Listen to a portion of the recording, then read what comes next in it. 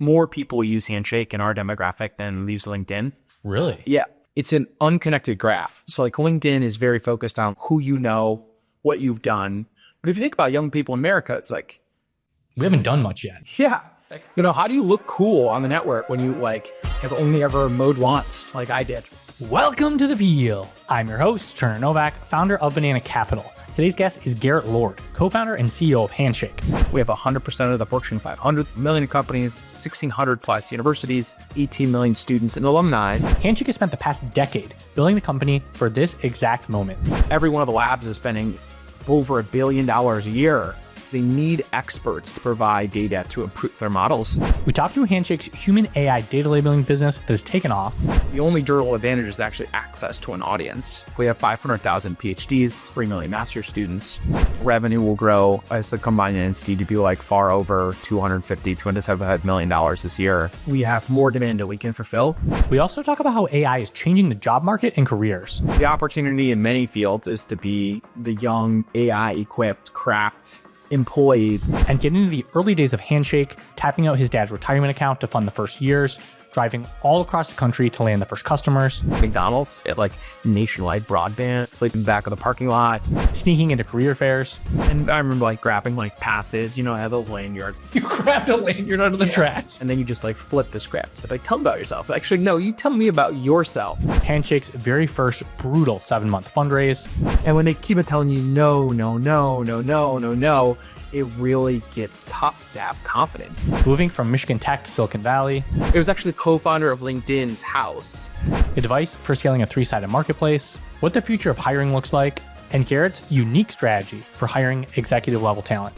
And Jeff said that you do a ton of prep and you help the board members prep also. A quick thank you to James Alcorn at Lightspeed, Handshake board member Jeff Richards at Notable Capital, and Garrett's co-founder Ben Christensen for all their help brainstorming topics for this. A reminder, I publish new episodes of The Peel every week, exploring the world's greatest startup stories, just like this one. But before we talk to Garrett, we have to talk about Ramp. If you're running a finance team, you know how much time gets wasted on expense management.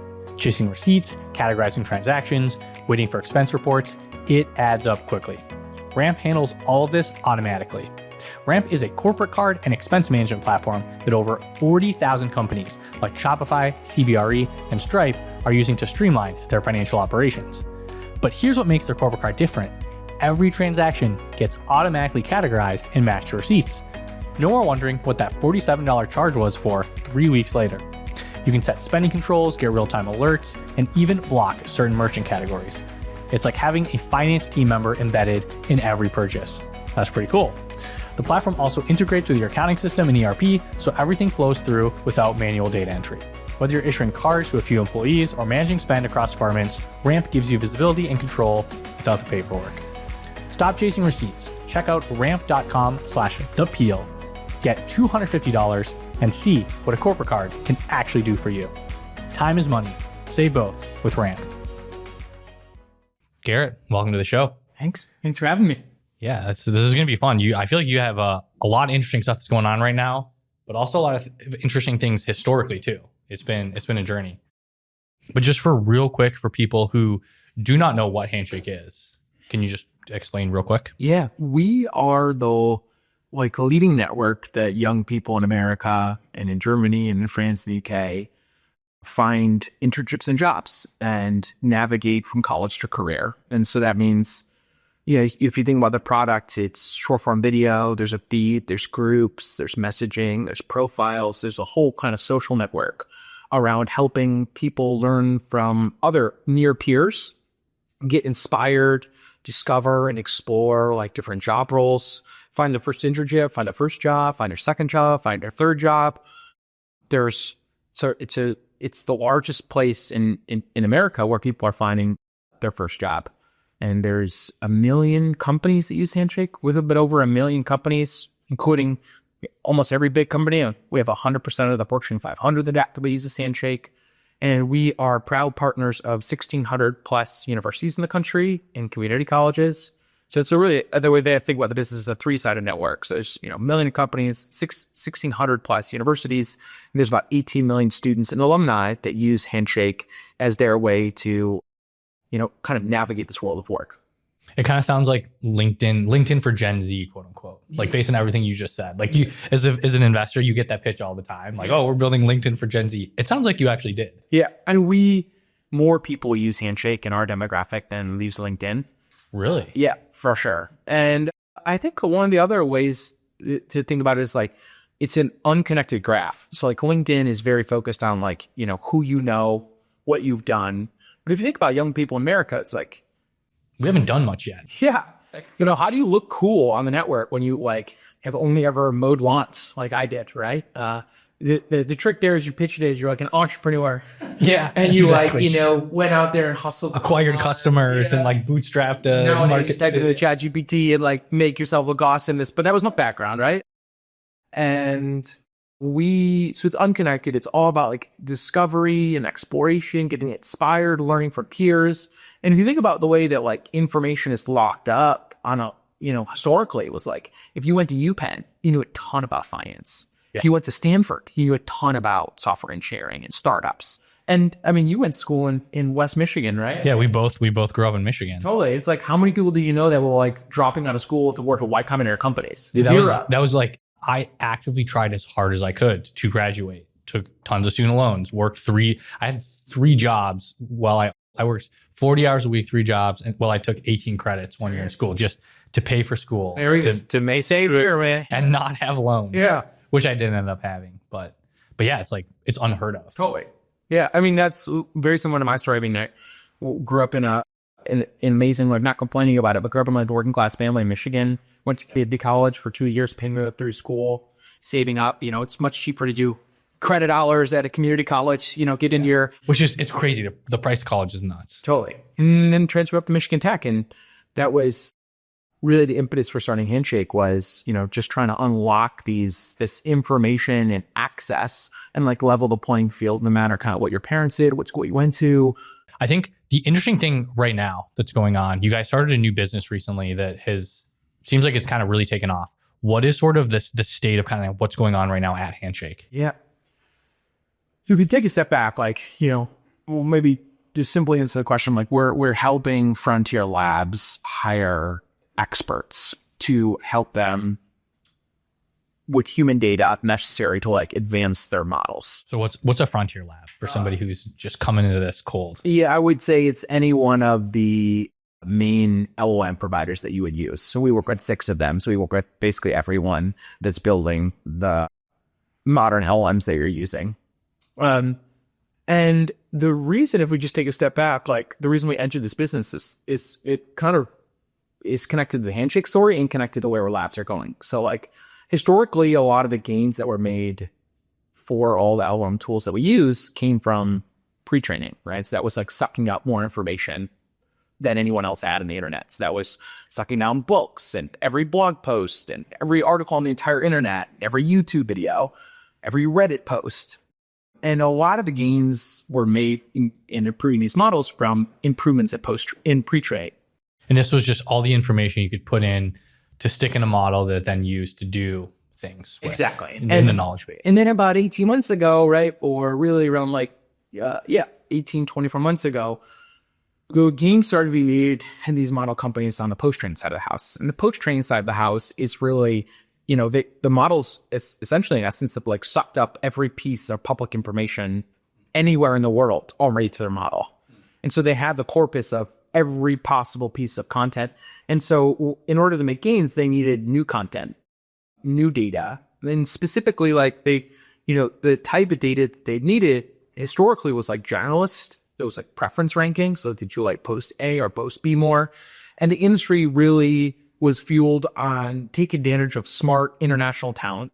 As the models got better and better and better, the models are almost today, they're good enough where they don't need generalists. What they need is they need experts. Experts, you think about experts as like PhDs or master students or lawyers or doctors or tax consultants or, that are really at the top of their game in a particular field. And what they're doing, these model companies, they need experts to provide data to improve their models. And Handshakes we entered this business about 18 months ago, providing a lot of the players in the space with experts on the network, we have 500,000 PhDs. We have 3 million master's students. And if you think about academia, the definition of a PhD essentially is like proving a novel or a net new piece of information or contribution to a particular field. Like the definition of a PhD is basically to be at the frontier of knowledge. So basically, you know the entire universe of things that can be known, and you're like piecing them together or trying to discover new things and push knowledge forward. That's how you do your PhD, right? Like in physics, in astrophysics, right? Something that nobody's ever done before. Yep. As peer reviewed by trusted academics, like you contributed a new piece of knowledge to that domain. And so because we have 500,000 PhDs and 3 million master's students in basically every area of academia, the labs and other players in the space started coming to us and saying, like, can you help us hire these experts? And before, when someone did that, when they came to someone in one of the labeling companies, they would have to say, yes, we can help you. Let's go find those people and let's go acquire them and bring them onto our network. Yeah. So you think about it, like if you're a PhD in physics, like, 12 months ago, 18 months ago, you're getting like ads on Instagram. Like you're getting ads that are following you and retargeting you all over the web. You're getting cold emails. Were you really, like it was that bad? For sure. Really? I mean, there's such an insatiable demand for this. Like every one of the labs is spending, over $1 billion a year, at the highest level on human data. And acquiring these academics and experts is, it's hard fought. Like you're acquiring them historically across multiple channels. Where Handshake had a really unique advantage is because we built this network over the last 10 years and have partnerships with 1,600 universities, 92% of the top 500 schools use it. We have direct trusted relationships with hundreds of thousands of experts. And so after sending these people on a network to other players, we really started to realize a couple of things. One, people were having like a really like disjointed and frustrating experience. Like people were not getting like paid on time. There wasn't clear instruction. It was just, imagine it's like new all in gig style work. Yeah, it's kind of like the gig economy for knowledge work almost. Yeah, but you were treating the gig work as if it was like an Uber driver, and like you're being very transactional with them. And we're talking like MIT PhDs, Stanford, Berkeley PhDs. These guys are taking us to Mars. Yeah, it's like these people they expect to be treated as experts, and so we started hearing frustrations from these users. We started hearing frustrations from academic labs, and we really started to realize, well, there's so much demand out there for these experts. How can we leverage our network and the trust we built up to build a better experience that's like experts first? And that's led us to this longer-term vision of building like the global experts first marketplace that helps people make $60, $80, $100, $125 an hour with their skills.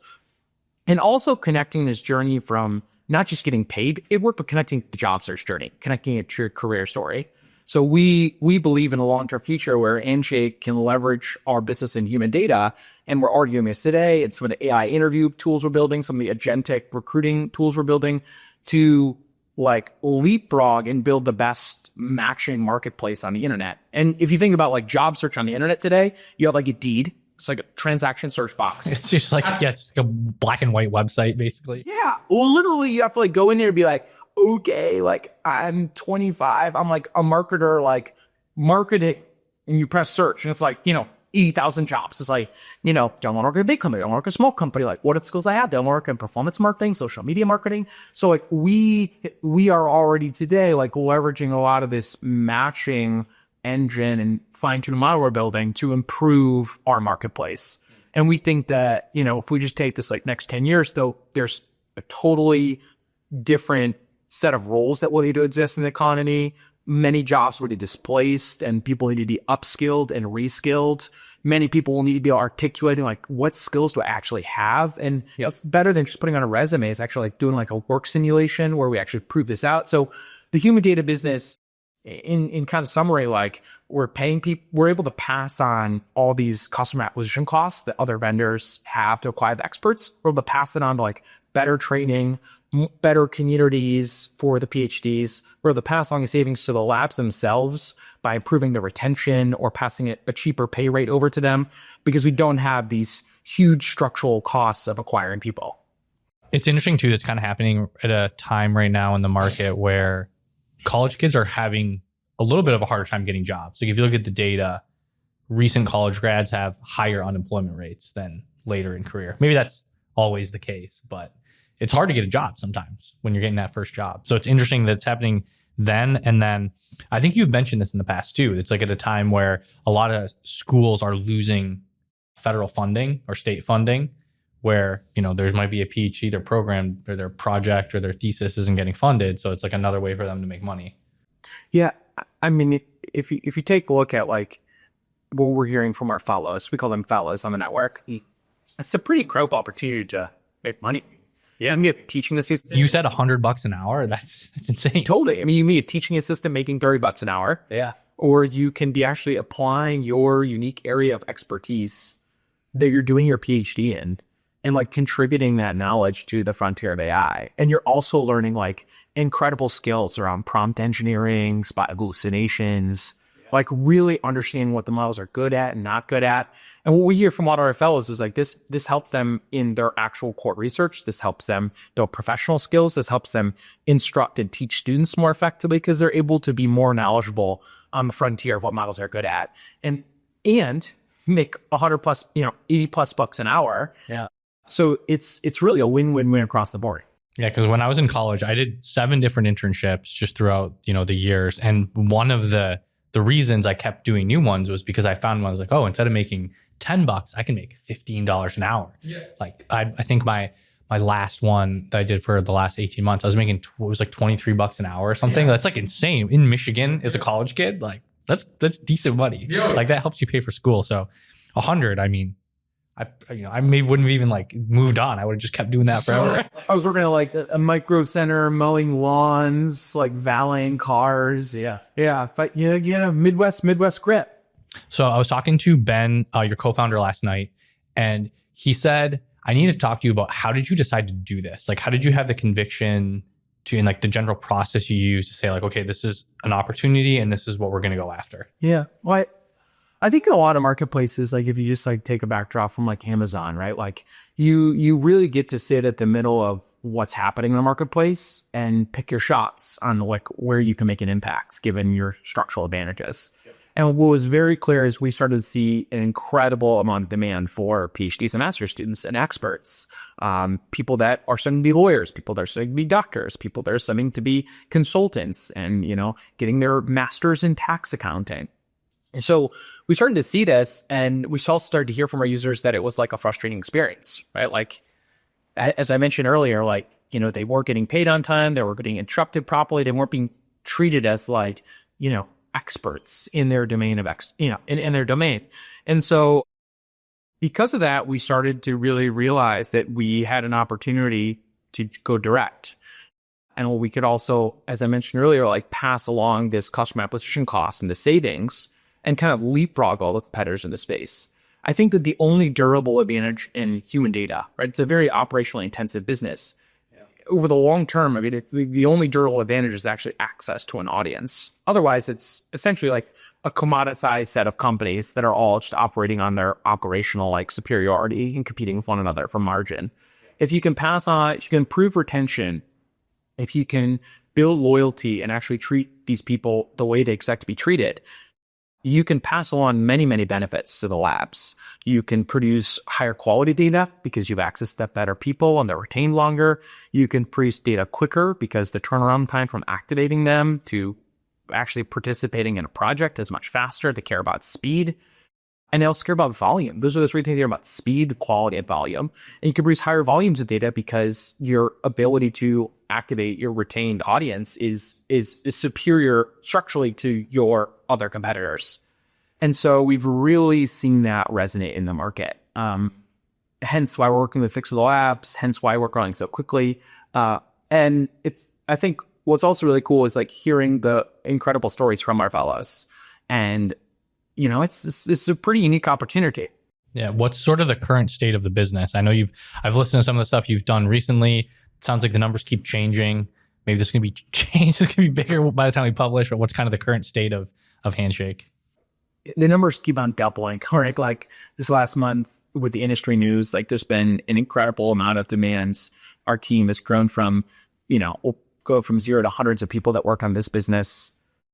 the revenue will grow as a combined entity to be like far over $275 million this year. I think that forecast will just continue to raise at an alarming rate. Every month we have set out and basically said, what is the most aggressive hiring plan that we should build against? And every month we've been wrong. So we started Like on the upside? we've been wrong and it's been far bigger. Yeah. Like right now we have more demand than we can fulfill. We just turned down a $15 million project yesterday. Like we are turning away work because we want to make sure that we follow through on our like brand promise in the space, which is like treating fellows super well, never overcommitting to labs and producing the highest quality data and being transparent around what we can actually take on. So much of this industry, it was a little bit, it's just, we think it's really important to like do what we say we're going to do a, kind of under promise and over deliver. And so, yeah, we're extremely thrilled about the progress we're making as a business. And, this long-term opportunity is a race towards like over $1 billion revenue in human data. I think what's often lost though, when you think about the human data factory business is how this is connected to our actual core marketplace. And so it's like the long-term opportunity is building the like place and platform that people turn to upskill and reskill themselves in this data economy. It's helping higher education think through and evolve in the way that they prepare their students from college to career. There's a whole, we have 70% of the Fortune 100 pays for the product. So they're coming to us and saying like, how do we upskill our students? How do we upskill our young graduates at the company? How do we think about like the changing type of roles that will evolve and like how we could better prepare our students? So like there's a lot of spend going across higher education from the employer side, from the labs. And I think it's using the human data business to like advance all those efforts. So if I'm building a recruiting business, like what are the KPIs that kind of matter? Is it like job listings? Is it number of interviews? Is it jobs placed? Just like, how do you think, not from like a financial performance, but like a product and like health of the marketplace? What are the things that actually matter? Yeah, we have 3 like North Star goals inside the business. They've remained very consistent over time. I mean, a lot of this where the Handshake is done like sequencing, right? So it's, like order of what you do. Yeah. Because I signed up all the schools in the country. Then it was building a big employer business, improving commoditized. And then the future is all about consumer, right? But those 3 North Star goals are reflected in the company. It's like the number one goal is engagement. We track DAU, we track MAU, we track, day 7, day 30, day 90. We track all like normal consumer metric, but engagement, I'd say, is the number one North Star of the marketplace. Do people churn though? Like you get a job and you're like, oh, I don't need Handshake anymore. Like how do you keep people around? Oh, there's so many alumni that use Handshake. I mean, the story's kind of as old as time in technology. It's like if you grow up with young people, right? Like take like Apple products. Like Apple is super focused on getting their products engaged in elementary and middle schools. And they graduate and they go work at like a top bulge bracket like bank, and they get handed a PC and they're like, what the hell is this? Right? Like you think about like Google, like really trying to have a way to like invest in Google Docs across. So you go from like high school and college with Google Docs and you go into like a big bank and they're like, you're sharing around version V13 of an Excel model. Like, what the hell is this? Right? So, this idea of you like, capturing their heart and mind and their trust early in their journey. What we see is that when students come in freshman year, and we were successful at them freshman year, sophomore year, junior, senior years, that they use Handshake out to college. So the highest level vision we have is like going bottoms up against LinkedIn and like taking people from 18 all the way to 30. And we're beating them at college. We're beating them with first job. And the long-term dream of Handshake is to build like the global kind of career discovery, exploration, knowledge worker, like platform to find jobs. And there's like, if you think about it, like Indeed and LinkedIn, there's, $20+ billion a year spent across both those platforms. Yeah, that's our year. Yeah. So there's a huge economic opportunity, obviously, to build a business, but there's also a lot of like more equality that we can build in this process as well. And shouldn't be so related on like who or getting lucky or, what school you go to, but it should be rooted in like your actual skills. So I know we've talked a little bit about AI and just like the sort of like the business opportunity for Handshake and like the product, but how do you think that, I don't know, is it going to be harder or easier to get jobs with AI? Like, are career paths going to change? Like, I don't know how much you thought about that, but for someone listening to this, they might be trying to get their first job and they've seen the headlines of like, AI's removing 80% of jobs or whatever the crazy number is. How do you kind of think about it at Handshake, or from you personally? Like, how do you think people's careers are going to change, or the job market's going to change? Yeah, I mean, what we hear from, we're at the benefit of working with, a million plus employers. We hear from our employers, especially our large employers, is that these young people have an opportunity to almost bring themselves as like these digitally enabled, like Iron Man suit equates, AI native. So he's like super smart, just like they know all the tools. I was just talking to an engineer on our team yesterday, an intern who works on the mobile team, and he had his first PR up in 2 days. And he like put all of our code base into Cursor and was like, he's a young crack software engineer, right? Yeah. Like if you were trying to do this 3 years ago and you were coming without AI tools, like it took much longer to ramp. Right? Yeah, you'd have to, like, I mean, even if you go back like 10 years, like you have to like read the entire code base. Totally. And, like, you'd have to maybe like learn a new programming language or something for the job. Yeah. Put up a PR and how to like get my dev environment working, right? So it's like, I mean, I remember at Palantir when I interned there, I had to get my first PR up in the first 2 days. So I think that young people, and take like social media marketing, like you're using Dolly, right? Like you're building images, you're like experimenting with campaign analytics and uploading that all to GPT. Like, you really have an opportunity. And I think young people are far better at this than old people. Yeah. And so that's what we hear from companies. It's like, yes, certain job roles will go away over time. And I think that always happens in a technology shift and people will adapt. But the opportunity in many fields is to be like the young AI equipped, cracked, employee that has the power of 5 employees working for them using these AI tools. Yeah, I've been trying to immerse myself in it more, but I think it's harder when I'm 34, I'm married, I have kids. Like, it's just a little bit more difficult to immerse yourself in that than when you're in college. You're 19. You can spend all your time learning this stuff. So yeah, I've been trying to I think there's this one, it's called Gum Loop. It's like an automation, like you can string different tasks together and like run almost like autonomous jobs that like automatically recur and do things. That's how it's been explained to me. Like, sounds pretty cool. Like, I gotta figure this thing out. Totally. But it's like, man, I need to like have the time. I need to like ask my wife. It's like, hey, can I spend 6 hours on Saturday and just like do this? So I feel like it's a taller ask when you're older. Yeah. So young people have the advantage. Do you have any advice then for somebody who is like 23, 22, 21, trying to get their very first job? It's the same advice as like remain quite consistent over time, which is like, first use Handshake. Great advice. I mean, for sure, there's so much to learn from like upperclassmen and alumni, like groups to join, people you can message, content you can digest. Like, we've got so much content from like, how do I build a resume, to like, how do I think about like different employers in my industry, to like, what's a day in life look like, to like, what is actual skills I need in my job, to what classes should I have taken or be more successful?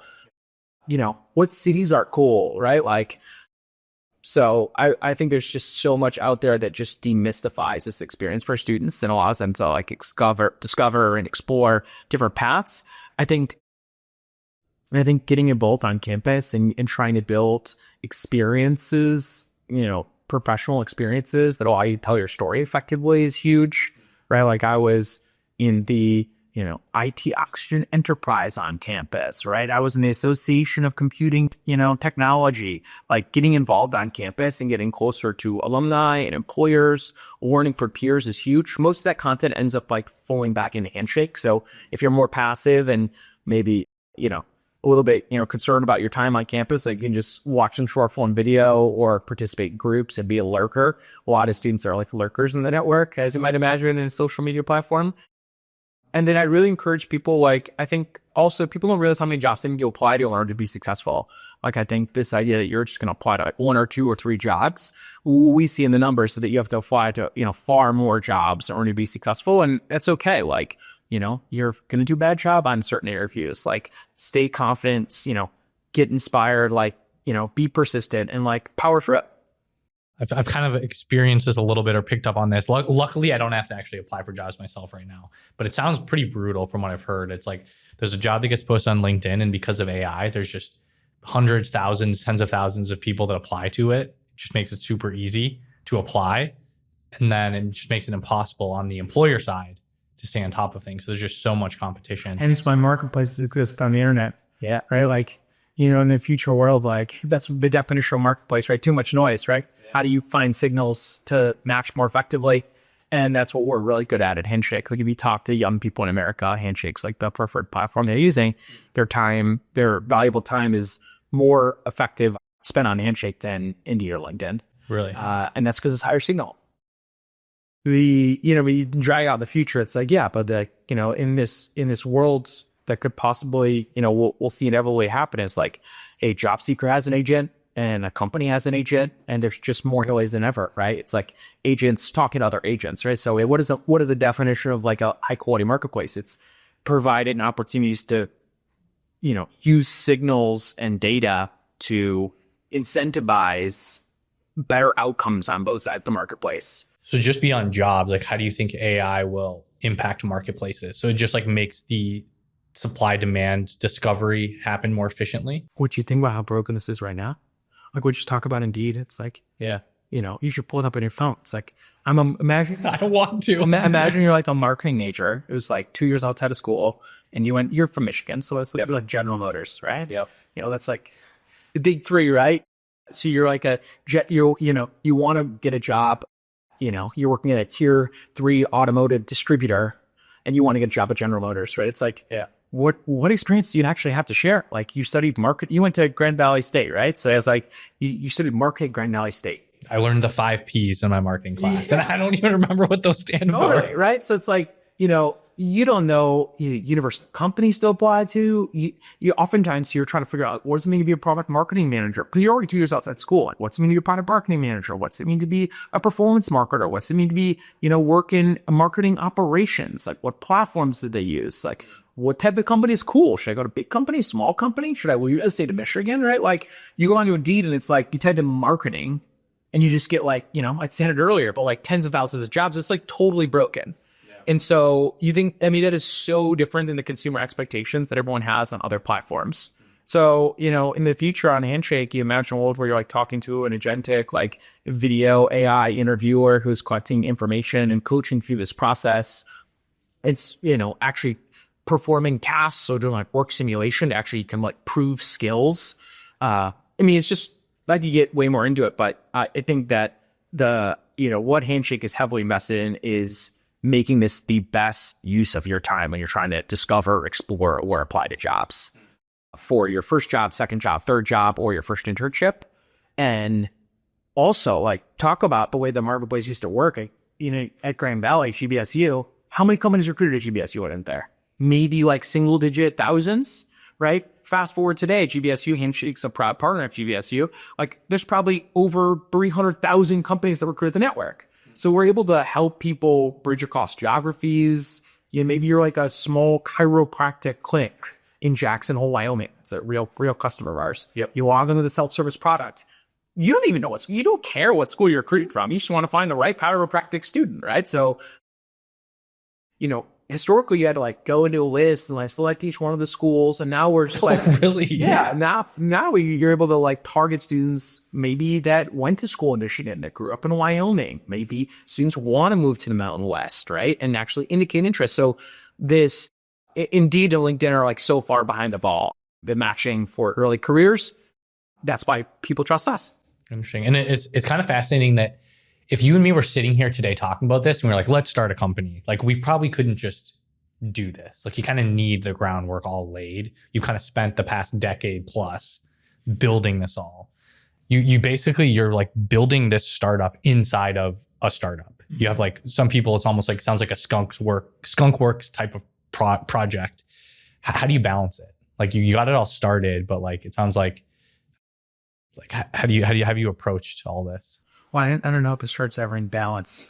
Yeah. So balance might be a tough word for us, but how do we figure it all out? I mean, like the people that worked at Handshake are like, super committed. We have, I think, a really strong team that's building our core business.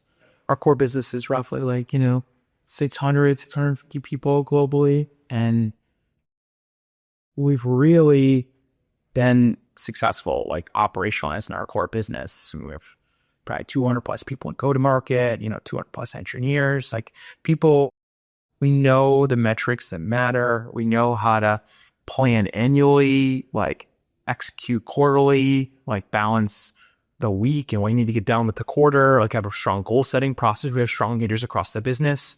And so, and there's so many things that matter in our core business. Like, we're at some points this year, we've had like $1 million a week in self-service revenue. And like, there's a whole team laser focused on self-service revenue. There's a whole team laser focused on DAU.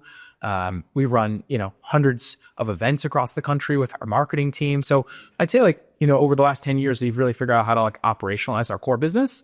And this new business that we started inside Handshake AI, really got started like completely outside of that. So I've been able to use some of my like really strong executives' time in like guidance and pinch hitting, but I built a totally separate team that basically just rolls up directly to me and is able to operate in a more like 0 to 1 capacity than our existing core business, which just looks is a very different level of maturity. So you'd recommend if I'm trying to do something similar, it's not try to borrow people that are also working on the core business. It's actually your new dedicated thing. Is this new project? I don't think you can split. I think that's the general guidance from like all founders is they build like a SEAL Team 6 or pick your analogy, like your all-star team. They pull over people from existing business. I mean, we have a total set of all-stars in our core business too, but like this is everyone wakes up every single day. They only think about Handshake AI. Over time, even right now, like the team's grown to over 50 people. Like we're now starting to think about integration points across the product and like really trying to be thoughtful around like how can we connect the student experience? How can we connect the agentic AI interviewer? How can we connect our like skills assessment or work simulation into our core product offering and launching that across hundreds of thousands of companies? So there's now becoming like, kind of do working groups or task forces that are focused on how to leverage, the entirety of what we built to grow all the metrics we care about. It's crazy. I think the thing we should really talk about now is going back to the early days of Handshake, because I don't think any of this would be possible without all the early work you did in the first kind of decade of the business. So going back, we both grew up in Michigan. Yeah. Where'd you go to school? I went to Oakland Community College. I went to Birmingham Seahome. Went to Covington. Went to Michigan, Corton to Covington, Covington to Seahome to Oakland Community College, Oakland Community College to Michigan Tech, and then dropped out of Michigan Tech. Oh, you didn't actually finish? Unfortunately not, no. And then, so what was that first kind of like job or internship that you got when you were at Michigan Tech? That first big one? First internship I got was at Los Alamos National Labs. Is that related to NASA? It is connected to, it's actually on the DOE side, Department of Energy. NASA's in different departments. Department of Energy, there's 3 labs, the Lawrence Livermore and Los Alamos. At the time, they ran the fastest supercomputers in the entire world. I worked in a team called HPC5, which is High Performance Computing Team 5. High Performance Computing was focused when we were doing like in-memory, InfiniBand, like benchmarking, essentially. What does that mean? The team that I worked on, think about the core like goal of Los Alamos. And I think they might say it publicly differently, or, there might be a bit of a spin to it, but the core of Los Alamos job when I was there was to ensure that the nuclear stockpile was ready. And because you cannot test nuclear weapons, there are these large supercomputers were being used to do physics simulations around the readiness of the nuclear arsenal. The reason there's 3 labs is because Sandia, Los Alamos, and Lawrence Livermore, the president or the powers that be, wanted an independent opinion across 3 labs, and like consensus would win, right? So like labs were purpose built to basically, in case there were spies or any type of nefarious activity, like there were supposed to be 3 objective opinions, and consensus would win on whether the stockpile is ready. So if someone had infiltrated one of them and sabotaged, this is on my pay grade. it sounds like it, yeah. I'm like, definitely, that's the core, right? Okay. And there are so many brilliant PhDs that work across many other areas of scientific research at this intersection of like government interests. HPC5 was focused on like new computing paradigms that could improve the performance of these large supercomputing clusters. And we're talking about like order of magnitude, like hundreds of millions, maybe even billions of dollars spent on each one of the supercomputers, spent one a day. one of my buddies that worked there actually ended up becoming like the co-founder at ICI, like the guy that ran all the clusters over there. Andre like runs all their computing infrastructure at XI. So like, needless to say, these people are the best in the world at running the most sophisticated compute clusters of our time. And that internship was just like radically changed my life. I mean, it was an incredible opportunity to get exposure to, we grew up in Michigan. Like, I'm not making fun of Michigan, but like this was working with the smartest minds from the top PhD programs at MIT and Carnegie Mellon and Princeton and Stanford. And I got exposure to people that were extraordinarily driven and had really like incredible careers and internships.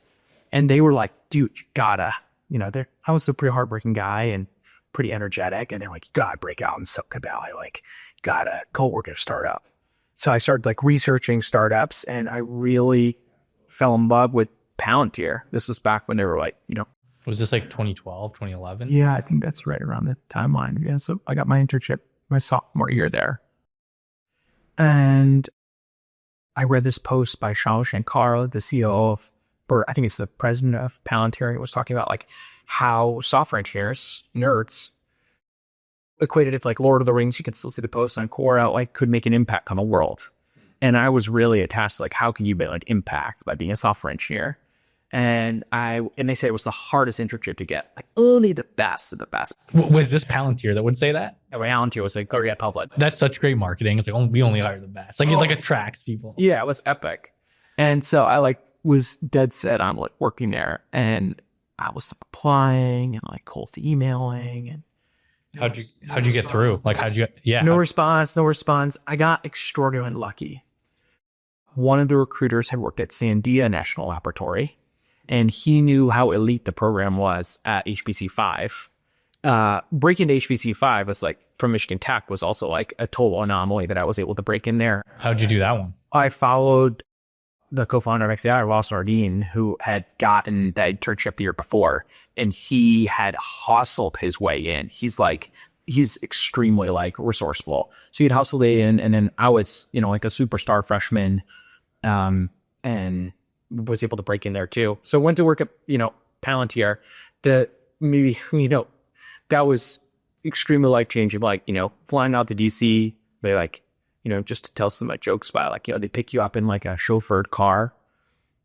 And I'll never forget, like, and telling my family about, like, they like flew me out and they could go to a chauffeur car. And, I love this joke, but my dad's like, man, this like nurture you're doing is like really working out. Like chauffeur car at the airport is insane. It's like some FBI stuff. I was like, you like used to ground me for being on the computer, and like I told you this would work, man. Yeah. And so I flew out there. I got the internship at Palantir. And didn't you like wore a suit and tie to the interview or something like that? You said. Oh yeah, I didn't know I was like, right? No, it's okay. I actually my first went to the store in Houghton, and like we like bought new clothes. I was like so bad that I was so nervous, and I'm super grateful that they gave me an opportunity there. I mean, the people I work with ended up pretty cool. Like, right next to our office was like Matt Grimm, co-founded Anduril, like, Trey Stevens, who's, co-founded Anduril as well, and like is a prolific partner at Founders Fund. Like, I get to work with I didn't work directly for them. I worked on projects for like Matt Grimm,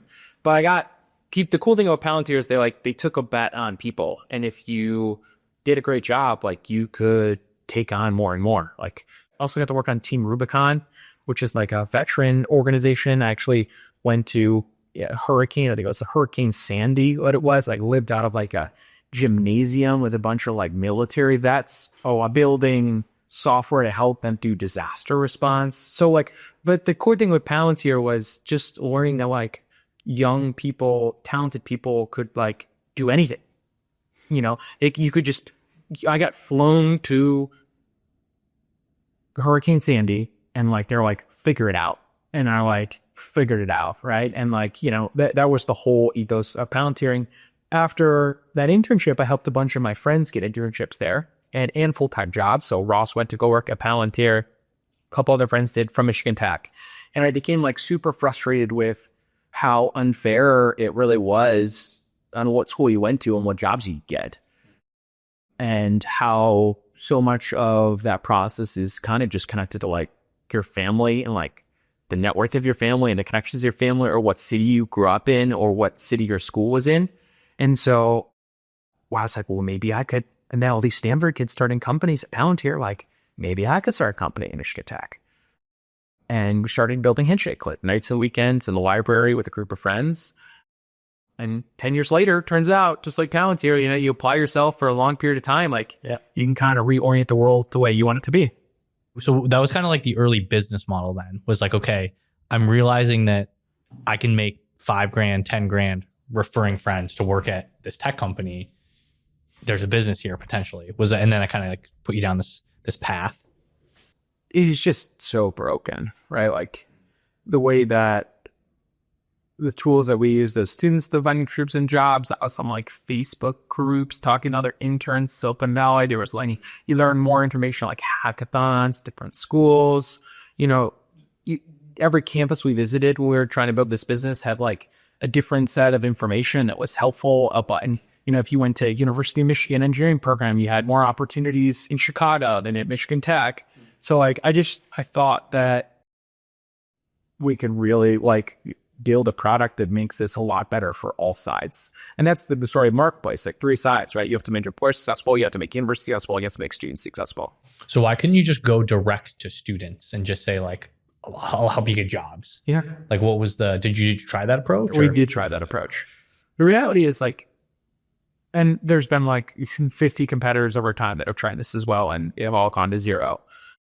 Every year, VCs love to invest in 1 or 2 others, and they always go to zero. So I'd be excited to follow somebody that figures out how to go D2C, like be amazing. But it'd be, and if you did do that, we're going to copy you and figure it out faster than you will. So I wouldn't raise any money to try. But the tough thing about building a marketplace is like there's a chicken and egg problem, right? Like you need employers to recruit students, and you need students to recruit employers. It's a classic like normal marketplace challenge. And seeing that marketplace and getting to enough scale to change behavior at both sides is like remarkably challenging in this industry. We identified early on that universities were, they have a whole team focused on how to help students navigate into career and like to get prepared to meet companies. And those universities were using like really antiquated systems that powered that program. So we started building products for universities as like the kind of the center of the marketplace. And in helping them, we get access to help all their students, and we get access to all the employers that recruit to that campus. Was there like a specific thing that like wasn't good about the software? Like, was it just old software? Like it was bad, man. It was like just these old systems are just like, these are like legacy, private equity, fifth owner backed, like offshore software engineered over 10 years, like system of records. It was just like textbook garbage software. Okay. So then how did you first start getting connected to customers? Because I think for somebody who doesn't know, you talk about Michigan Tech. For somebody who doesn't know where that is, Michigan is in 2 peninsulas. So there's the bottom part, there's the top part. Michigan Tech is like the most like remote, furthest away from any other part of America in Michigan. Like it's literally almost... It's basically with Canada, yeah. Yeah, I was going to say, it's like... It's in Canada, essentially. I think if you actually looked at like latitude lines or whatever, like it actually might be north. Is it north of like the... It's around in Minnesota too, Yeah. So it's like pretty much as far north as you can go without going to Alaska. 350 inches of snowfall, yeah. You bring your hockey skates to class, you can play like hockey. Did you ever take like a snowmobile to class? I didn't take a snowmobile, no. Okay. I did cross-country ski class. Okay. Yeah, I don't know if I mentioned it when we were recording, but my brother went to Michigan Tech. So I've been up there. It's a hike. We actually drove once when my brother graduated. My wife was pregnant driving up, and it was like us two in the very back seat of a car with like mom, grandpa, grandparents, cousins, etc. Like it was 8 hours. Yeah, it was about 6 from Ann Arbor, yeah. Well, it was in December because I think he was graduating in December. So it was like, it was snowing. So I think it was like a 10-hour drive. Yeah, it makes sense. Yeah. So like, how did you start talking to customers then? If you're just like, you're completely isolated from the rest of the country, every other school. We had to drive to schools. Like, because you sort of snuck into some career fairs, right? What was that whole story? Yeah. Yeah. I mean, I think we realized pretty early on that in just reading like on the internet, how you like watch like the Peter Thiel startup school class at Stanford that might come out in like 2012, 2013. So you got top customers. Yeah, because you watched every episode of that, I think. Yeah, yeah. I read like every Paul Grant blog post. This is like, now there's like been a democratization of like information, but early Y Combinator days like really ended up democratizing it. I ended up getting rejected from YC like, I don't know, really applied like 2-3 times, got rejected every year. Still sad about it, but that's all right. And, you know, but we read everything on the YC and all the blog posts. And they just were prolific around like talking to your customers, knowing your customers better than anyone else. Yep. And so, yeah, you talked about how far Michigan Tech was away. Like, we drove down like literally, I mean, I don't know, dozens and dozens of dates. I went from like a 4.0 GPA to basically almost failing out of school. I got to put on academic probation my freshman or the first semester of my senior year, and then ended up dropping out second semester because we were just on the road. And we used to go to like Central Michigan, Western Michigan, Milwaukee School Engineering near Wisconsin, Madison. And these are all like 8-hour drives, 6-hour drives. But yeah, that was just in Michigan. But then we drove on like Wake Forest. We drove to Princeton. We drove all the way down to Florida. We drove like to Denver. Like, and we just visited schools. How did you get into a career fair? Because I've gone to a career fair. I've actually gone as an employer once. Like, they don't just let you in. Like, how'd you get in? You sneak in. Did you pretend to be a student? Yeah, for sure. No, yeah, you just say like student. Have you're like a badge check in, and you just like come in, or the employers are coming in, and just like pretend to have some resumes, and like wear a suit, like you're a kid. Yeah. And I remember like grabbing like passes, you know, I have those lanyards, all the trash. You just sneak in. You grabbed a lanyard out of the trash. Yeah, but it's like it's not that hard to sneak in a career fair. Okay, fair. But yeah, we would talk to employers, and at the career fairs were huge forcing functions because you got to like learn from other students. You got to talk to employers. Oftentimes we talked to the university when they're actually pretty busy during career fair week. So like it was hard to speak to the university up to is them like off cycle. Yeah. But it was through all those conversations that we really started to understand how to put together this marketplace. Because in order to like launch at the first school, we had to have like an entire employer product built. We had to have an entire student product built. We had to have like enough functionality to replace the system they'd used for like a decade. So it's actually, we worked on this like sophomore year, junior year, senior year, and then, you know, it took us the first 6 months after school to sign up our like first 5 customers. And you would like you'd go up to a recruiter pretending to be a student, and you'd get an interview. The best was at Michigan Tech. Because I was like, I had a pretty legit resume at 4.0 GPA, like. So everyone wanted to talk to you. Double majoring. At one point, I think I still remember this. I know it's a little weird, but I had like 18 interviews.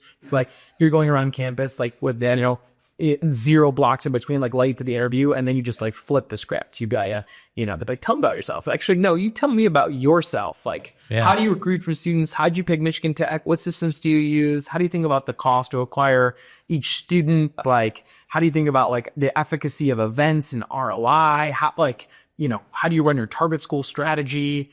And would you mind talking to me again? I mean, I was a lot more important now. Like, can I talk to you again about this? Yeah. I remember like spending money, like hosting like a cocktail hour, my first like event, you know, I don't even know if I could drink back then, but like we're at the Keweenaw Brewing Company, you know, outside of Michigan Tech Career Fair, inviting like recruiters to come. And I remember being super disappointed because we had to like buy out the venue, and like basically nobody showed up. So yeah, luckily our events are more successful now, but yeah, you know, at one point you do everything. And what were you doing? You were flying around the country, staying in like fancy hotels, like made it in mind. So what'd you do? When we were driving to schools, we just left to have a car. We had this like, you know, salvage title Ford Focus that my dad helped buy. You know, because my G kept on breaking down, and my co-founder Ben and I would just drive to New Jersey. Drive to Denver, drive down, and we'd sleep at the back of like, you know, it's pretty back then. Like nowadays, like Starbucks is the ideal place to work from. The internet's the best of Starbucks, but like back then it was McDonald's. It like nationwide broadband, all like the McDonald's locations. So you just like sleep in the back of the parking lot, and you had great Wi-Fi, and a couple of police knocks. You know, you get like a tap from a flashlight in the night. Like, what the hell are you doing here? Yeah. And you're like, whoa, we're students and we're like driving universities, like some of the software. You never get trouble from cops when you're like, we're basically trying to sell career service center software. They're like, okay, get out of Yeah, here. they're like, okay, like you'll be gone by tomorrow morning, right? Yeah. So then how did you fund all this stuff? Because like, you didn't have any customers, didn't sound like you had a lot of money. Were you still like referring friends to Palantir? How were you paying for everything? We was up like $700 on the house. So, and I think there was like, by the time we left, there were probably 8 or 9 people that were living in this. Like, it would be a stretch to call a free bedroom. Like, somebody lived underneath the staircase. Like, there were, 2 people in my room. So, like, I think it was like, 8 or 9 people that lived in this house. And then all my close friends basically took like, I think like 15 grand, 18 grand, 20, 20 grand, like Like a year. a year. Yeah. And the way to be funded that was my dad. He was like crazy, man. So Because he worked in construction, right? yeah, he worked extraordinarily hard my entire life to be able to provide for our family. He's a pretty risk on guy. And he just like really was like, I've never seen you be such a like psycho about like visiting all these universities. Like it takes 8 hours to drive to me, and you're like driving to me, sleeping at my house, and like on the way down to like North Carolina, like it amidst like your schoolwork and like what's going on, and you're bringing like your Ben, your co-founder, and we would just drive. We see people like aunts, my uncles, our friends, like friends of his houses. So he just saw me become like completely fixated on like this problem. And he also got to follow some success. Like some of the schools said they were interested in the software, and employers were interested in the software. He was friends with people at like General Motors that were like, oh, campus recruiting is such a pain.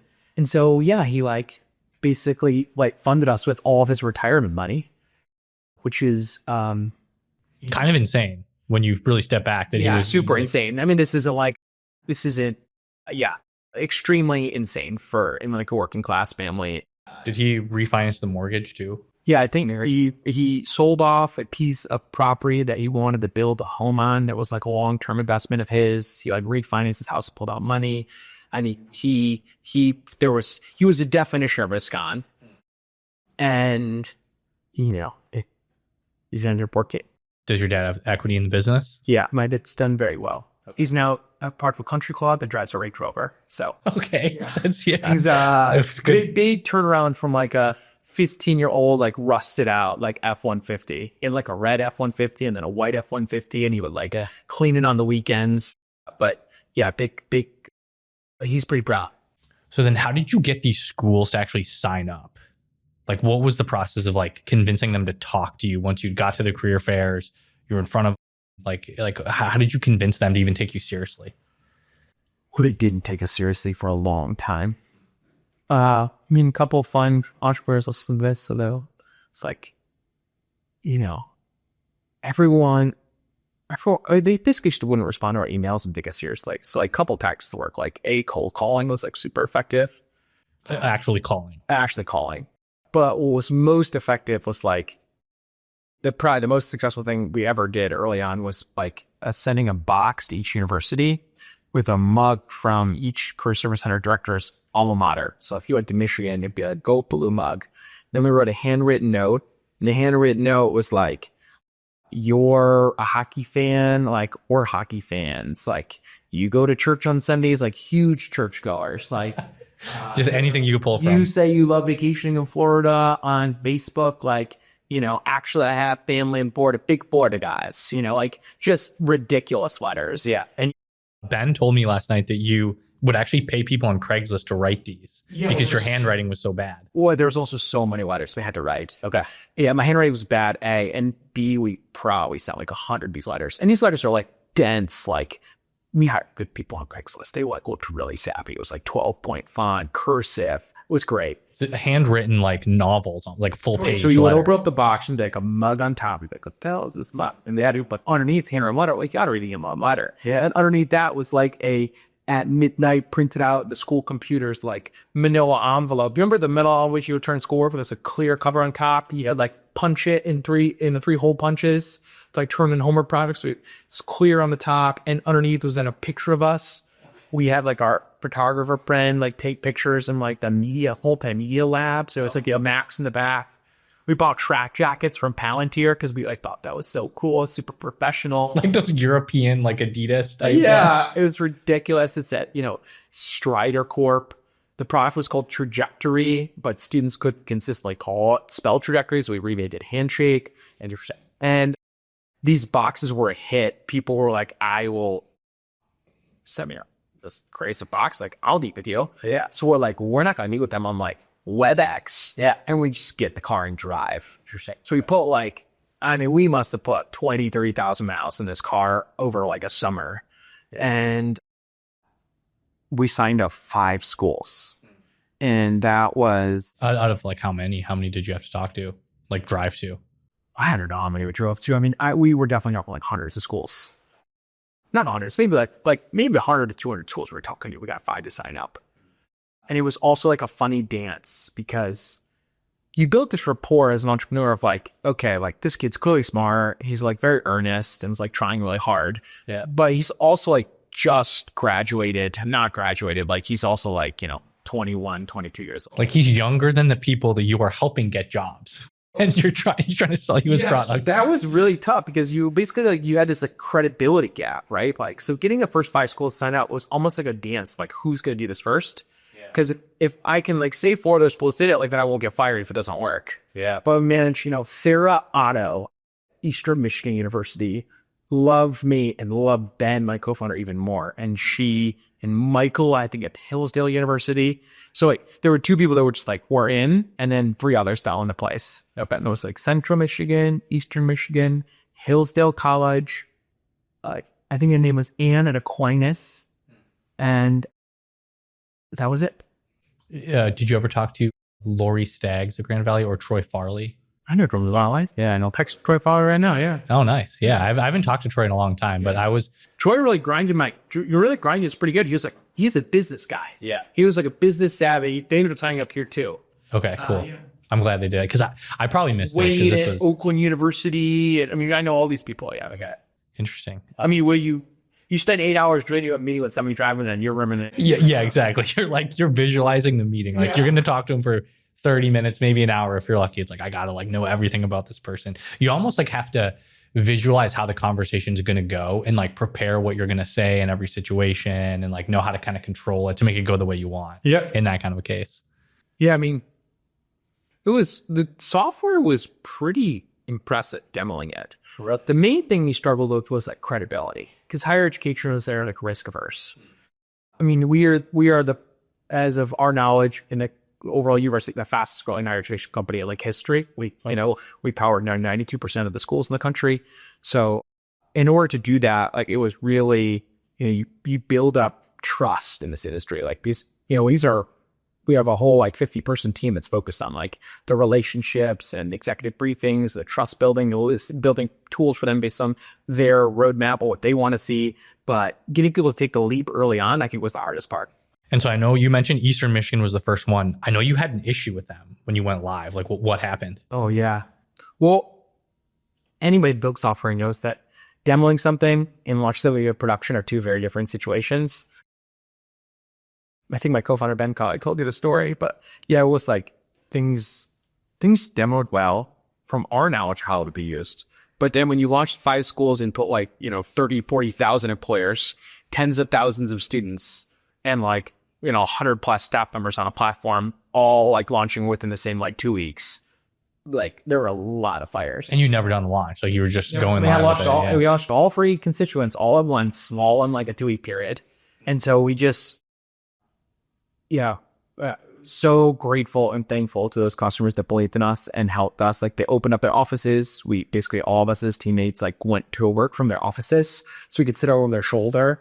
And then probably the lowest sleep scores. This is pre-sleep score tracking, but low. It would have been pretty close to 0. Yeah. I mean, basically, we were just always getting sick because it was just just a couple of years there where it's just you're getting sick every other month because just not sleeping and grinding through it. It's kind of like the forward deployed engineer model from Palantir. That's more popular now, but I guess not as many people were doing it back then. Yeah, I took a lot of pride of being a forward deployed engineer. Yeah. Oh, is that what because you did that basically when you were going to like Hurricane Sandy, you said? Totally. Interesting. Okay. You had an embarrassing email issue that happened too. I actually had an interesting email issue on my end. I'll tell you the story after you tell yours, but I'll know. So what happened with your email issue at the hackathon? Well, prior to launching the schools, we wanted to like build more reputation with employers and with students. So we could like prove that we had done a couple things that was like, when we went to Sarah at Eastern Michigan, we're like, we've at least run this. Like you could trust us. Yeah. We know how to send emails. Yeah. So we went to the UC Berkeley hackathon called Cal Hacks.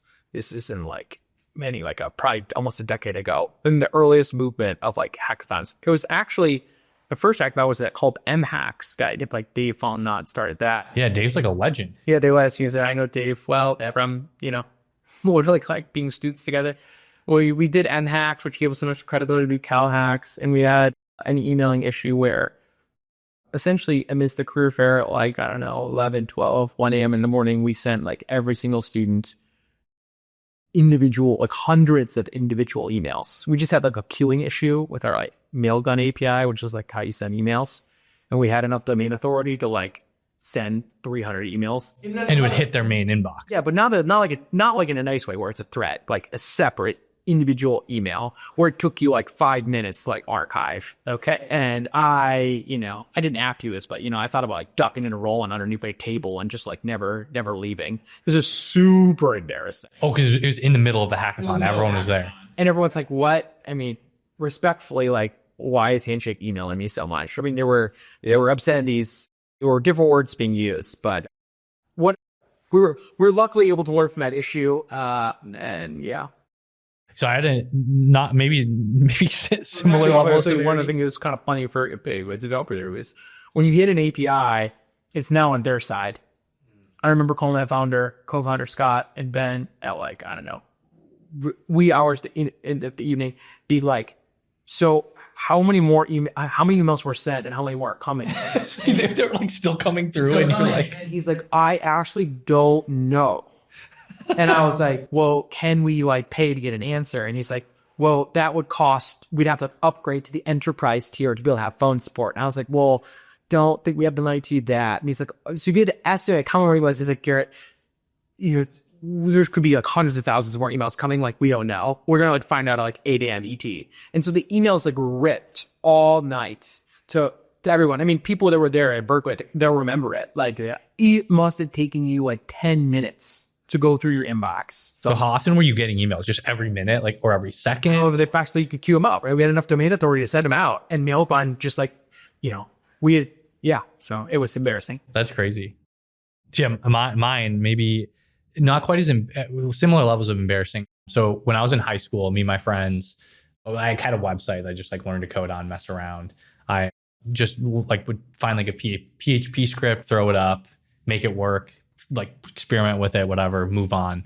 And one of the things that I got in trouble with in high school was we'd always play games in class. And so I found this proxy that wasn't blocked by the school where you could just go to the site, type in any URL, and it would take you to it. So people would use it to play games. People would use it to do other things, other nefarious things. I ended up getting in trouble for this. I got suspended for a day. They blocked the proxy. The whole school knew that it was kind of me who like got everyone onto this. And then so one of the things I started doing was I'd just take the games that my friends liked, and I'd rip them and just put them on my website, which wasn't blocked. So a lot of people started going to the website. One of the things that I had on the website was this like PHP anonymous email bomber where you could send anyone an email from any address and say anything you want. You could send it as many times as you want. An alias? Yeah, and it was kind of like, this is kind of funny. I pranked a friend with it once, and like that was it. And it was just still on the site. And so someone used it to send an email to a teacher from the principal saying that he was fired and sent it like 70 times. And it said it came from our website.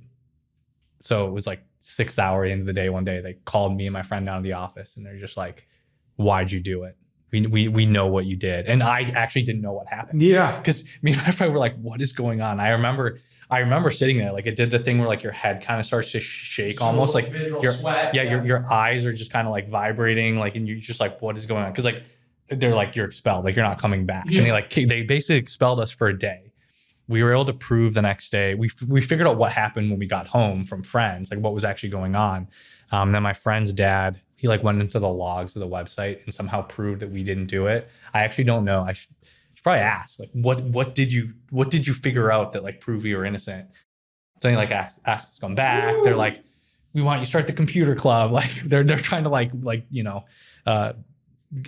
butter us up and like make us, happy again. But yeah, I had so many things like that in high school where you'd like, the MS-DOS box would pop up when you start Windows at some of those like high school or like college computers. You'd like type something in and like hack it and like get a little flash drive. You go to the BIOS and you'd be like, I need to launch like Ubuntu off a flash drive, right? Yeah, me and my friends were always getting in trouble for that stuff. Well, it was nerdy kids.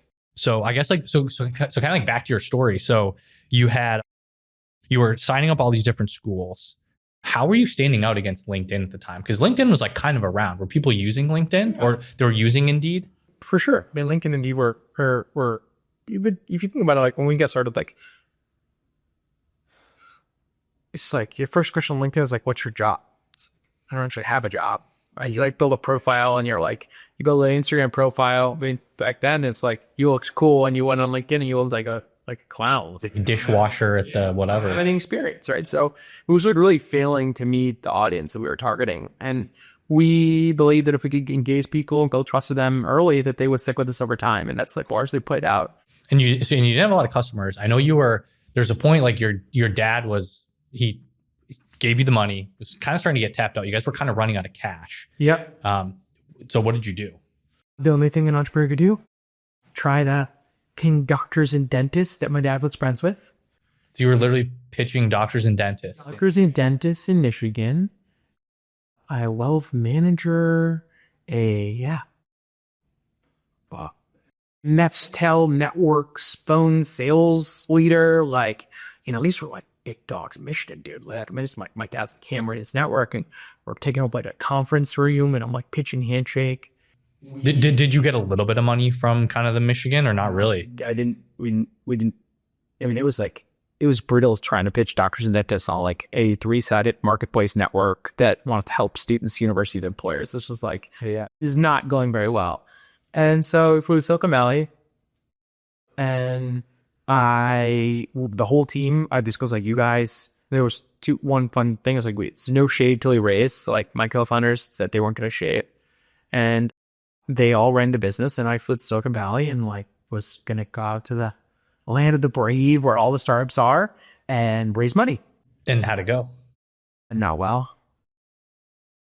It took us, 6-7 months, like plus, to raise money. Basically went through all the connections from Palantir. So you were like basically friends from Palantir, like, hey, I'm trying to raise money. Can you help me? Yeah. And the problem was twofold. Well, one is everyone saying no, and two, I didn't have any place to live in Palo Alto. Said what you do. So I just was like living on friends' couches. But it was a little awkward when you ping your like intern buddies going, you'd sit in my couch for like a night, 2 nights, maybe like 3 nights. Then it gets a little weird. So then you like move to the next person and they're like 3 nights. And then when you start like hitting the 8th friend for like the 10th rotation of like 3 nights, then it moves to like 1 night, right? So you start with like 3 nights at everyone because everyone's gracious. Yeah. Then you're overstaying, you're welcome. Then you move to like 2 nights, then you move to like 1 night. So, at some points at the end, you're like, some people are just like, no, right? Like this is a little bit weird. Like, yeah. They were nice about it. But one of my buddies, like, Alex Atala, who ended up, I stayed at his place a bunch of times. A guy named Andrew, who was a close friend of mine for many years. Like, well, you stay at their house. They were running a hacker house. But yeah, you just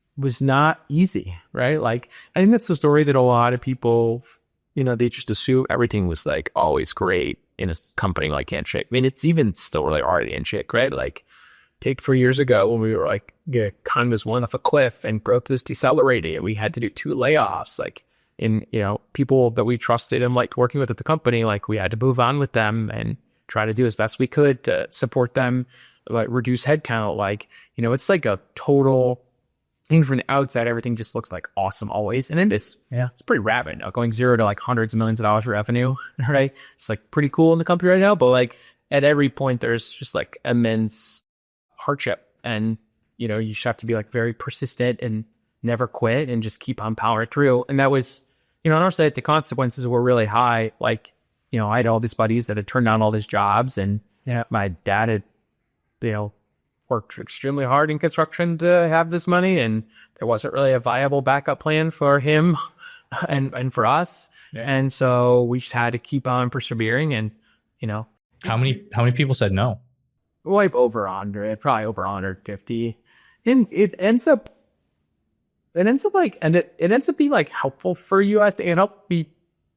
And you care so much about what venture capitalists think. I see this pattern all the time. Like, oh my gosh, you're like NBA with your 2 and 20. Like, you're so business genius. Sorry to make fun of VCs. You can actually hold that click goes viral because, like, they get to make like, dozens and dozens of bets. They clip like $500, $2 million a year minimum.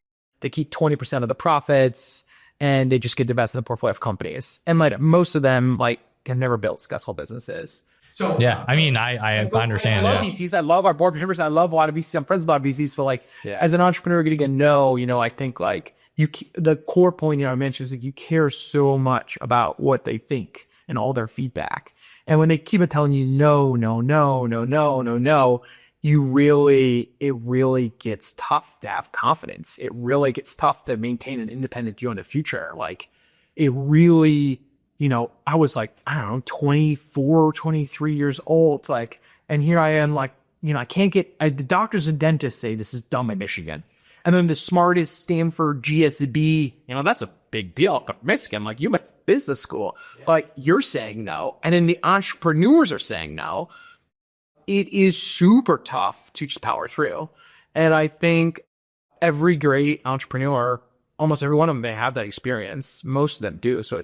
And most of the VCs have empathy for it as well. But, there was no choice but to make it work. So how did you get through it? I don't know, the way I get through most things, like, 7 a.m. this morning, the Lion Street Steps, like, listening to Gucci Mane and like Little Wayne, like powering through 3.5 hours of sleep last night. Like, the way you get through most days, like a workout in the morning, some prayers, like good music, close friends, like, some tears, many tears along the way. Like, that's how you get through those things. And then I think you finally got someone to say yes. What happened there? Tony Schneider, True Ventures, said yes super fast. It's like amazing. He's like, this is a good idea. I'm more words than that, but like, you should meet the rest of my partners. Like, met the partners like 2 more times. They're like, we're in. Like, we're only around at $10 million pre-money valuation, and we'd like to put, $2 million in the company. And then, of course, everyone else says yes, right? So, that we had multiple term sheets. FOMO, a lot for years, a little FOMO, and the MBAs love it. And then we had multiple term sheets, and we, that was true. We ended up pre in Lightspeed as well. With Ben Incredible, helped us. Like, they split the seed round. And then the A was super hard as well. But then after the A, it was like preempt, B, C, D, E, like all multiple term sheets. So, was it that the spreadsheet looked good and you were like growing? And if you have an MBA, that looks good to you? Like, is that kind of why it got easier? I think many of the questions that VCs asked were all the right questions, right? It was just risk. Like, and it did sound crazy, to be fair. That's why I got rejected from YC so many times. Wait, you're going to sign up like every school in the country? No company's ever done that before. You're going to sign them all fast? No company's ever done that before. And you have to like sign up every school in the country fast. Then you have to make money from companies. And companies at the time, there was like that total addressable market story. It's like a small TAM, right? Like, there isn't that much money spent on campus recruiting. So like, I had to take an Act 1, believe in the Act 1, which is crazy. And then like, believe in the Act 2, which you're going to make money from employers. And then in order for this to be a public, independent, fast growth company, I have to believe that you're going to grow with people from 18 to 30, right? So this was, it was crazy. And I think that is, take all the crazy stories. You're going to build a bike that has a TV on it, and there's going to be like an instructor named Alex Toussaint that like yells at you and like track watts with like Midwest ladies. And then you're going to start like a treadmill and all these other fitness products. That sounds crazy, right? Or you're going to build like, all the companies sound crazy. I think ours just sounded like it never been done before, really. So it makes sense why they said no. What ended up started happening is that we had de-risked, back to your question, we had de-risked these things. We had de-risked, we had signed up 5 schools and 6 schools. We had companies that have told us how much money they would be spending on Handshake. We added value for them. We started to have a ton of promotion from students, like in the product. So as the company got more de-risked and the revenue started to rip, the term sheets put in. Nice. How much would a company pay? Like just like a big corporation, like a Fortune 10 company. Like, are you paying like $1 million a year for recruiting stuff? Around $1 million. Never. Some companies like spend several $1 million a year. For the biggest companies, well, about $1 million a year. I think after you raised the seed round, you moved from Michigan to Silicon Valley, right? I know Ben was telling me last night that was sort of a debate. What did you kind of think through versus staying in Michigan versus moving here? He said it was a debate. Oh, he said it was a discussion.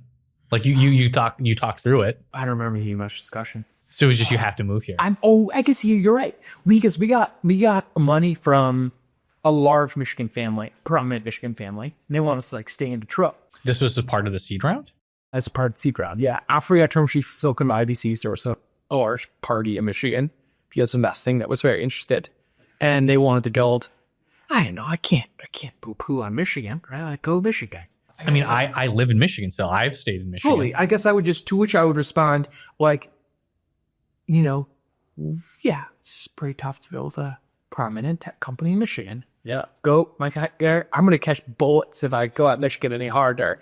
But I thought it was evidently clear that if you wanted to really go for it and really make a huge impact on the world, that you lived in one place and one place only, and that was Silicon Valley. Okay. So what'd you do? We called my cousin, who was a bartender, and said, dude, you want to like quit your job where you have like a lot of support tickets? Like, will you drive a U-Haul up to the Upper Peninsula, Michigan, and like move all of our stuff and desks and stuff? And so he quit his job bartending in Metro Detroit, rented a U-Haul, drove up to the Upper Peninsula, Michigan. We told True and Lightspeed, actually, like, I'm sorry, I told you you have a lot of money because Paul Graham says you're supposed to say you have a lot of money, but we actually have no money, and we're actually on one of our interest credit cards. Like, would you mind before we close the docs wiring us like, 25 grand, 30 grand, because we have to move across the country and we're out of money? And to which Lightspeed and True responded, no problem. They wired us money, which is pretty awesome. Yeah, that so is then awesome. we bought flights. My cousin packed up like, all the fish had, I don't get taken out for this, but the fish had all died in the fish aquarium we had. Unfortunately, we got to feed them when the people flew across the country. That was very depressing for my cousin, getting in a lot of trouble for that. Packed up the house. He drove the U-Haul across the country and joined as our first support agents and head of like operations, we called him. Like his job was like picking me up at like airports when I landed at like 1 a.m. like running all customer success. He also did like all payroll. But yeah, we moved in this house in Palo Alto, which is also kind of funny because this guy, you think you're like sad that you're like, everyone else like has hacker houses. Like, I'm going to have a hacker house, and you like apply to live at the house, and you're like, what do you do? It's like, oh, it's just me in this mansion. You're like 22. Like, how many other people live here? Oh, like, it's just me and my friend, It was actually the co-founder of LinkedIn's house. And he sure must have known that we were going to run a hacker house out of his house. But I was trying to be super like, coy about like, I promise you there's not like 25 people living in your house. It's 24. Yeah. And so, yeah, he let us live at his house. And then we just called up our Michigan friends. My sister's super social, and she had like, we hired out all of her like social friends who were good at talking to people to like do sales and like customer service and stuff. And sales, like, nice. A lot of her friends joined the team. We lived out of this house. And that was in Los Alamos. And then what were some of the key product decisions that you think you kind of made over time?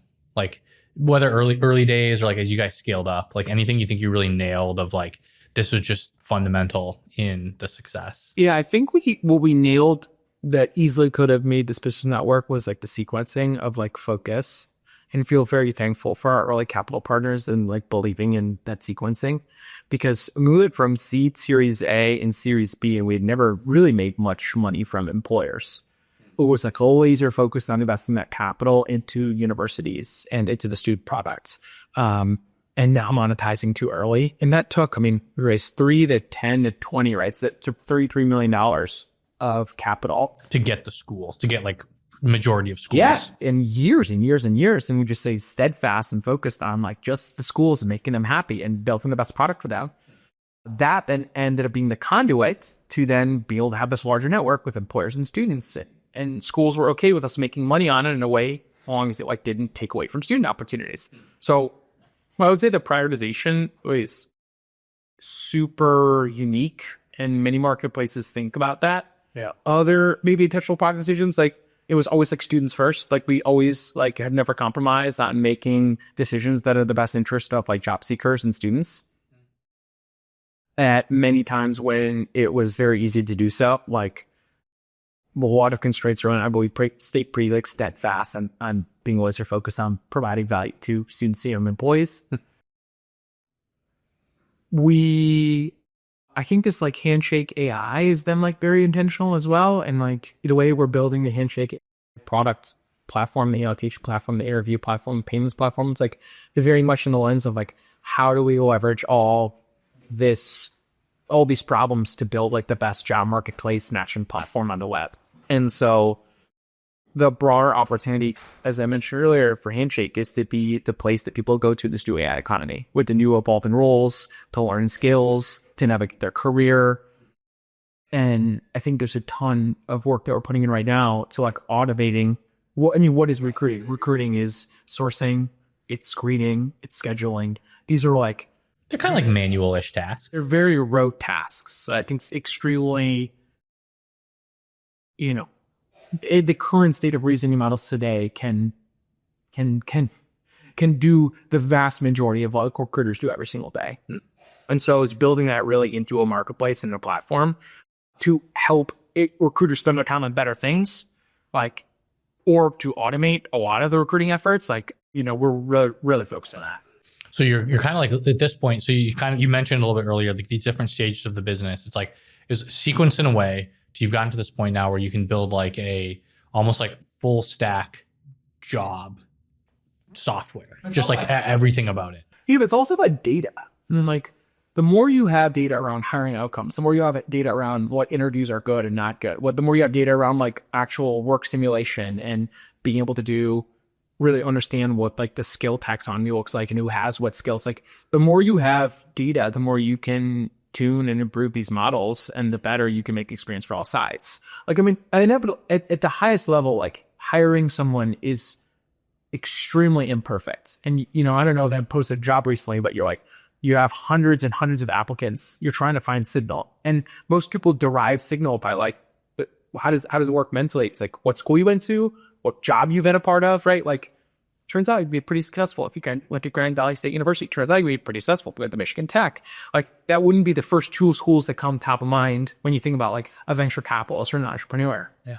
And so how do you help people understand like what signal is in the applicant pool? And I think AI like radically transforms companies' ability to like find and stability noise.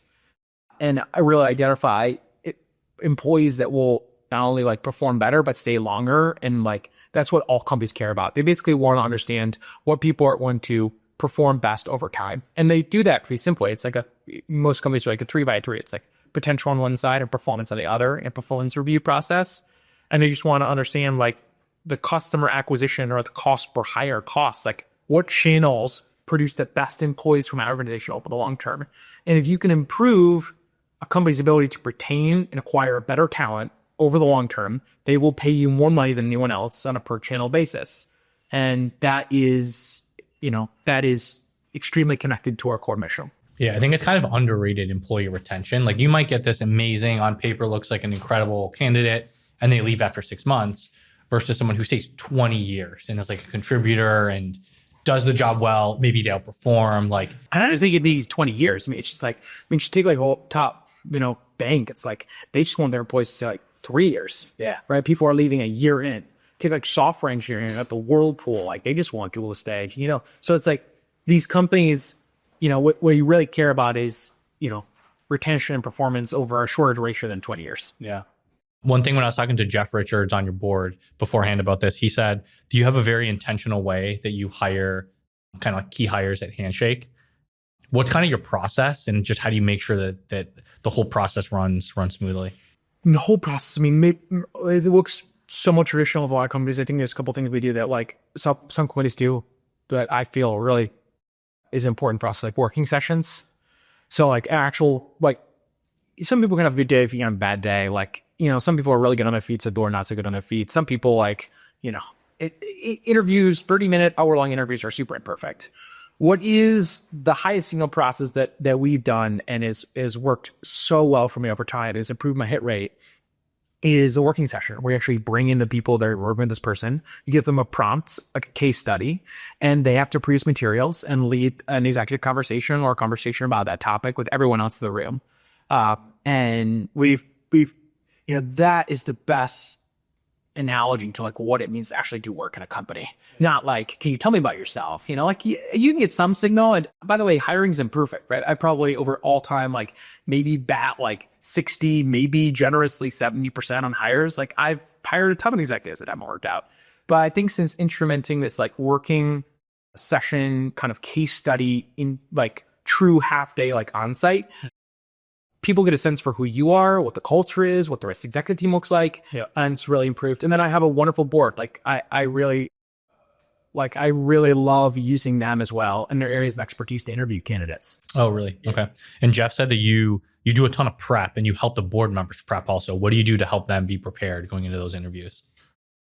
We just write up like all the pros, cons, strengths, weaknesses, like sentiment on like back channel, sentiment on forward channel references, how this candidate, these people are extremely busy and they're generous with their time. So you just want to make sure you maximize it. I like being like, describing what I want them to vet. It's like, we need to figure like, do you think this person like really understands how to do like product marketing in, mid-market or enterprise, or like something super specific, like please vet this for me? Yeah, totally. Like, okay. Because we have a general good signal. It's like, I like focusing on them. Focusing them on like something that I want them to vet, which I think they're uniquely capable of vetting. And they're really, there's been cases where they didn't want me to hire somebody. I did hire somebody. It turns out it didn't work. Right. So I've learned to really like lean on it. Yeah. So I have one more question. One thing I noticed, all 3 co-founders of Handshake are still around. Oh yeah. That's not super common. Like a lot people might think that that's a normal thing, but in most startups, like there is some attrition that happens with the founding team over time. Like, how did you guys make it work that you're all still here? And my co-founder's my best man at my wedding. Like we hang out. We're like brothers. I mean, I think the story that most companies is like, and also I think goes beyond like even the co-founders, like just the early employees at Handshake. Like people put blood, sweat, and tears into building this business, and against all the odds, when it wasn't working, like believed in Handshake together. What has worked with the co-founders? Like we've been through so much together. Like the highs, the lows, the roller coaster of building this company. We really treat each other with, I think, a lot of respect. Care. By respect, I mean like, really care about each other as people.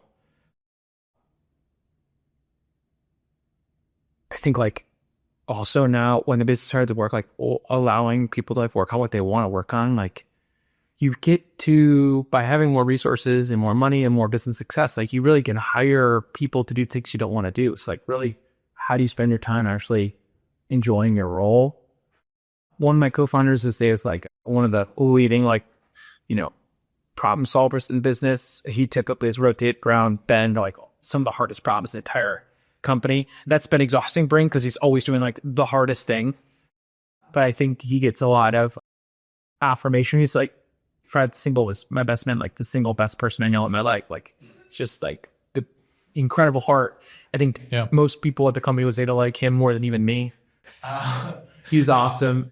And my co-founder Scott is super brilliant as well. So we feel really proud to still work with them, and I think we can probably work together for the next decade. Yeah, that's awesome. Well, speaking of the next decade, what is the next decade at Handshake? Maybe you touched on it a little bit, but maybe like succinctly kind of wrapping up the combo here. Like, what do you expect? What should we expect from you guys over the next decade? I mean, we want to take down LinkedIn. Indeed, we want to be the largest job search network on the internet. And there's this huge catalyst of change with AI, and people need new skills and a place to jumpstart, restart their career. And we want to become the largest platform on the internet where people think about finding jobs and be the best place, best match in the marketplace. So if you want to find that out, where do they go? Handshake.com? Join Handshake.com. We'll throw a link in the description. Where else can people, like, should people follow you? Like, do you post online anywhere? Follow me on Twitter, Garrett Lord. Follow me, on LinkedIn. LinkedIn. Is there like a Handshake profile? Like, do you post on Handshake? I mean, I do books and intro. Okay, maybe I should have signed up. I'm literally like not actually even a member. Yeah, you should sign up. So it's kind of like LinkedIn. Yes. Okay, so should I sign up for Handshake and like would it be helpful for me as an investor? Like, can I like build a? I think you build a huge brand. You think like there's still like, still early enough the social currency where you can become like quite popular quite quickly. Interesting. Okay. Because I always think about that because I started using TikTok back in like 2019, 2020. I feel like I was one of the first VCs to start using it. I mean, I started making memes and stuff on Twitter pretty early. With the podcast, it was like, I feel like I can really like carve a lane here. So I'm always thinking about that. Maybe I should be like the first VC on Handshake. I love it. Okay, cool. Well, this is a lot of fun. Thanks for doing it. Of course. Thanks for your time. Loved it. And thank you for listening. And thanks to Ramp for supporting this episode. Upgrade your corporate card and get $250 at ramp.com/thepeel. If you missed it, check out last week's episode with Jay Cooper at Railway on solving hard problems and doing hard things. And the weeks before that with Matt Mullenweg at Automatic on how WordPress grew to power over 43% of all websites on the internet, and with Grant Lee on how Gamma grew to over $50 million in ARR with only 30 employees. If you like this conversation, please like, comment, subscribe, and name your next AI model after me. And if you don't want to miss a future episode, subscribe to my newsletter, The Split, linked in the description to get each episode plus a transcript emailed directly to your inbox every week. Thanks again for listening. See you next time.